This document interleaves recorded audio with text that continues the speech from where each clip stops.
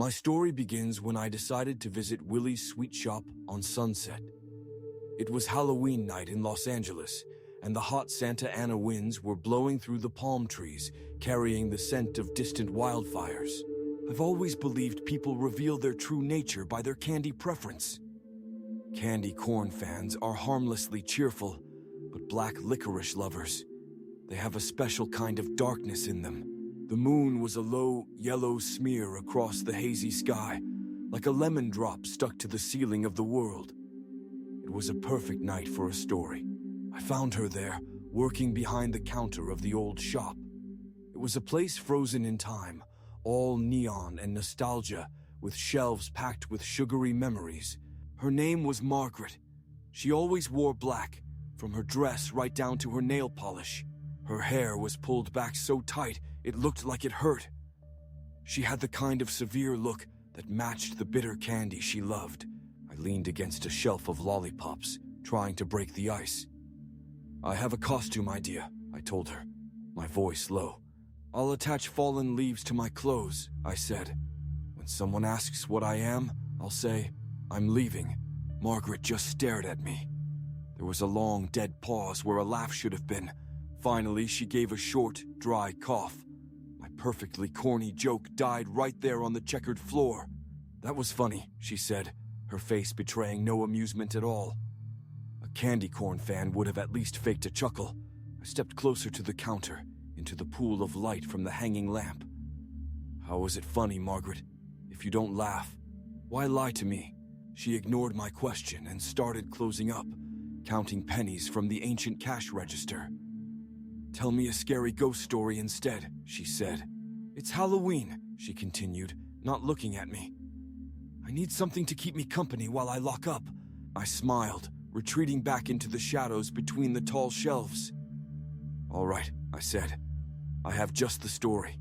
This story takes place in Chicago, back in 1890, I began. It's about a candy maker who created confections so beautiful they made children weep with joy." Margaret continued her work, but I could tell she was listening. Her movements became slower, more deliberate. "He could pull sugar into threads as fine as spider silk," I said, my voice barely a whisper. "But his true masterpiece was something much darker. You see, he had a theory," I explained. "He believed fear was the finest seasoning, that pure terror could transform ordinary sugar into something transcendent." Her hand stilled on the register keys. Outside, a police siren wailed in the distance, a lonely, screaming sound. "So he started experimenting," I went on. "Not with ingredients, but with his customers. He'd invite children into his back room for special tastings.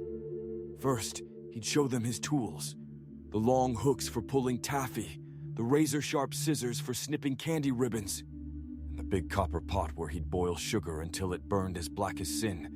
The fluorescent lights above us buzzed and flickered, casting shifting shadows across the jars of candy. The shop suddenly felt cold. He'd tell them terrible stories while they watched," I said, my voice echoing in the quiet shop. "Stories about children who disappeared into vats of molten sugar. He told them their screams sweetened every batch." I saw her swallow hard. She didn't move, didn't speak, just stared at the space where I stood. "The children who ran home crying were the lucky ones," I continued, savoring the tension. "But the others, the ones who stayed, fascinated by his dark tales, they became part of his recipe book.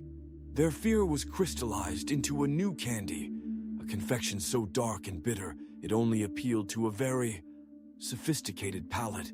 Margaret's voice was a tremor in the buzzing silence. "What happened to him?" "Oh, the usual," I said with a shrug. "Angry parents, pitchforks, torches. Justice served as hot and sticky as molten caramel. But legend says his ghost still wanders from candy shop to candy shop. He's searching for those rare souls who understand that true sweetness needs a little darkness. The ones," I added pointedly, "who appreciate the taste of black licorice." She laughed then. It was a nervous, high-pitched sound that bounced off the glass jars like a trapped bird. "You're good at this," she said, her voice shaky. "Much better than the jokes." You almost had me. I took a slow step forward, emerging from the aisle.